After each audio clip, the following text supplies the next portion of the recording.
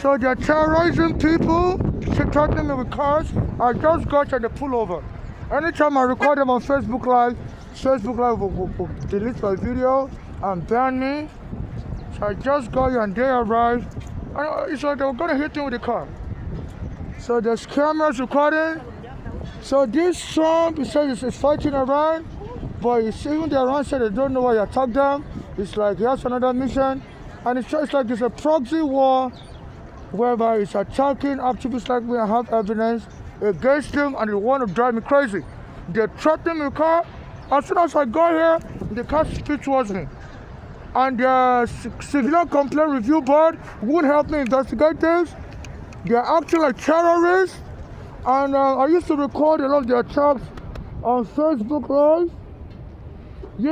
And the Facebook Live banned me.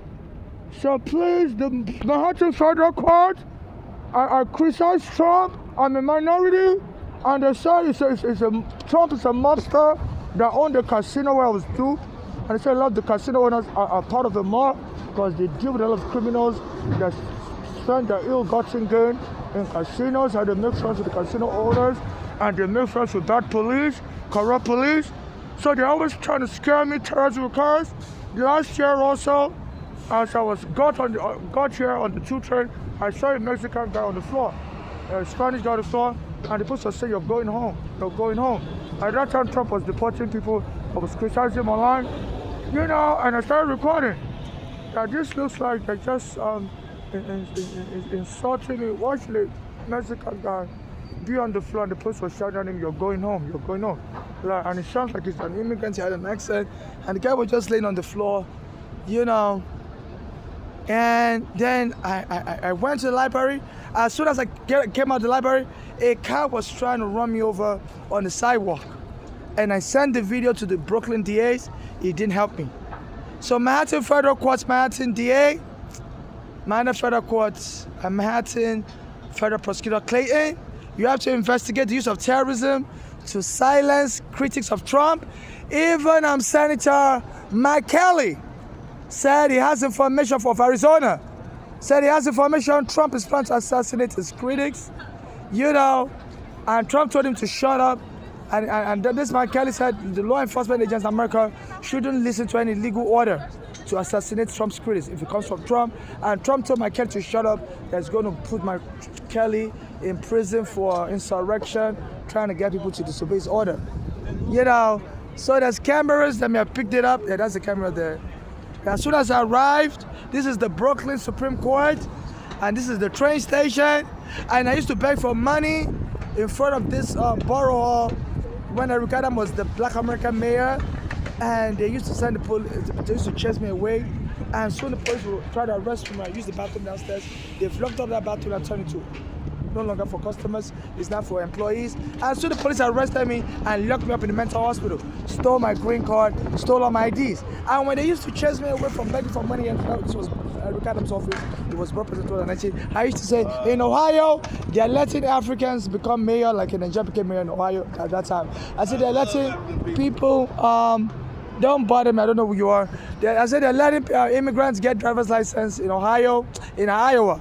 I said, New York used to be like Iowa and Ohio, and embrace immigrant. And soon they sent the police to arrest me on July 23, 2019 at Berry Avenue and 4th Avenue. So I stopped coming here because they always harass me in this neighborhood, try to beat me up with the police, they're civilian gangs. So I stopped coming here, so I moved to another area of Brooklyn where they have Muslim Arabs. And then they will bring Black Americans to beat me or slap me, spit on me. I'll call the police won't help me. They'll tell me, we don't want in America, leave. And I will call the 911, they will transfer me to the Internal Affairs Bureau, and those one will hang up the phone on me and say, we don't understand your accent. The Black American police officer that was answering the phone for the Internal Affairs Bureau, they will hang up on me and say, we don't understand your accent. And soon in that area, Berry and 4th Avenue, where Muslims and Arabs, it's an Arab neighborhood, give me money. In 2019, they sent the police to knock me down after a Turkish guy slapped me, and the police came was recording, and they choked me, locked me up in the mental ward, stole my green card, stole my IDs. And this Eric Adams went and made a comment weeks later on January 20, 2020, said, you go back to Ohio, you go back to Iowa, New York is for real New Yorkers that have been here for ages, not you outsiders. And the British newspaper asked him, what do you mean by that? And he told the British newspaper, they said, a lot of these people come from all over the place and come and make money here in New York and don't want to share it with people. So and I noticed I used to beg for money. Some of the train workers would tell me they want to take me home to have a good time. Like, no, I'm not a prostitute. So apparently they were all eyeing my money because the immigration arrested me as a child wrongfully, and I was trying to sue immigration. I was trying to sue the NYPD for taking my home. Also, after I came out of immigration prison, my mother brought me a green card and they arrested me in the immigration at JFK. You know, so I was going to sue a lot of American agencies like the NYPD, like the immigration and stuff. And this Harry Connick, they said, was a black American police officer, and he's been using his black American police to harass me. And this one drove towards me as soon as I arrived, and they were about to hit me with a car. I was so frightened. So they threatened me with cars. This is not legal. You can't, they said one of the police officers knocked the guy down off of a motorcycle, and the guy had brain hemorrhage and died, and they convicted him. So they had their siren as soon as I came out of the elevator, and they tried to hit me with the police car. I was on Atlantic Avenue, and I noticed this black American boy was recording me with a camera. So some of them would post videos online of Africans being terrorized. There's one, he calls himself Life of a Diaper. He was attacking an African on a train, lying against the African, and the African ran and fell down the staircase, trying to escape, and he was posting online and laughing about it. So some black Americans call the police on me to arrest me. They will make up lies. So there was like a black American male, young male on Atlantic Avenue 4-5 platform. As soon as I got off the train, he was recording. And so that as I got here, anytime they started recording me like that, I knew something about to happen. And the police drove their car, jumped the sidewalk, and almost hit me. So please, Manhattan Federal Court, you're monitoring the police abuse under the Floyd versus City of New York case. You tell them to stop abusing minorities, stop threatening us with illegal force, excessive force. I contacted the Civilian Complaints Review Board. They are one of the monitors you appointed, and I emailed them, and these police have been harassing me everywhere, and they sent me a letter. They're supposed to acknowledge they're supposed to send me an email, but instead they sent me a letter saying, sorry, we don't have enough money to investigate or the allegations you made against the police. I'm like, the Manhattan Federal Court, appointed you as a monitor, and the Legal Aid Society, how come they tell me they don't have enough money to monitor the NYPD and to investigation I made? So please hold this Civilian Complaints Review Board in contempt of your court order, Manhattan Federal Court in Floyd versus City of New York case, and all the Legal Aid Society and some of the other organizations in contempt because they're not helping me. The Bronx Defense are not helping me. And I'm supposed to have gotten an apartment because the police took my home wrongfully in 2010, vacated me, and they didn't help me. Yeah, because of the Legal Aid Society, Bronx Defenders, and they refused to help me. So I was listening to WMC radio. They also have federal agents protecting them. I'm under federal surveillance. They say once the immigration arrests you, forever and ever in America, even if your case is over, the FBI will always spy on you because they to monitor you forever and ever to see if they need to file further charges against you in the future. So the WMC radio is being protected by FBI agent. So as I got here, I was listening to a black American radio host called Bostadi. He was like, yeah. As soon as I say yeah, the police jumped the curb and almost hit me with their car. So Trump said he wants to do a mind sweep. As he's fighting Iran, even Iran said they don't understand why Trump is attacking them, only Trump understand why. I've been trying to present evidence against Trump that he was duping people like me in his hotel, the casino called Trump's Casino in Atlantic City, and the U.S. Senator Mark Kelly from Arizona said he found evidence he was duping people, and they want to impeach him for duping people in 2011. People like me, you win money, and the court police you don't let you get the money you want, and Trump became richer and richer off of that scheme. It's like a pyramid scheme or whatever they call it, racketeering scheme. So this Trump has been trying to kill witnesses like me, because after that. We became president after he duped me, and they said the U.S. Senator said he called them, like Schumer of New York, said he wants to get rid of these Africans from shithole country. Say he wants them to create a special law. So he apparently was very worried. They said when he won the presidency, he was telling people he's screwed, his life is over, he didn't even know he was going to win, and that this is going to fuck him up, a lot of things is going to be revealed about him. So he was very worried that the press may get to interview me because I recorded the way they treated me bad in his casino, and this would cause many people to sue him. They said he was duping people in his casino, and this could make him poor. So he was afraid of all kinds of stuff coming out. And since he became president, all kinds of stuff coming out. A woman said he forcefully sexually attacked her in the 80s while she was shopping in front of his house in Bloomingdale's. And a lot of people have been suing him, getting money. So he was afraid, and he thought people are going to help me to sue him. So he told the U.S. senators to create a special law to deport Africans fast. And the U.S. senators said no, they can't create a special law around 2017. And then 2020, he was telling people to drink bleach. Because when I had my immigration case, there was a time I drank a lot of apple cider vinegar. I used to rub my skin. People say you have to dilute in water. I was reading online, it helps cure all kinds of diseases. So I drank it raw without diluting water, and I ended up blood all over my body from the apple cider vinegar I used to rub on my skin. I rubbed it raw. So I called the ambulance, 911, to take me to the hospital. So they saw that I'm into alternative therapy. So in 2020, Trump was trying to kill me. I was talking about him, that he duped me in his casino, and Trump started put it in the media that people should drink bleach. Bleach cures COVID. A woman drank bleach in Florida and died. I almost drank bleach. So he's been trying to kill me. So many incidents like that. So Matthew Federal, please look into this. And please worldwide donate money to my Cash App, NYC Homeless. I'm looking for student loan also. But the interest rate should be what U.S. government charges students here in America, or what commercial banks charges students, whichever is less. I don't price yet. So you can put the money in my Cash App, NYC Homeless, or give it to me in person. I do beg for money all over the place. And so I solemnly swear under the United States perjury laws and under U.S. Constitution and other laws that what I'm saying is true to the best of my knowledge, to what I remember, and to what I believe. And I'm not looking for surrogacy, I'm not looking for marriage, I'm not looking for membership in any cult or gang, whether social, sexual, or religious.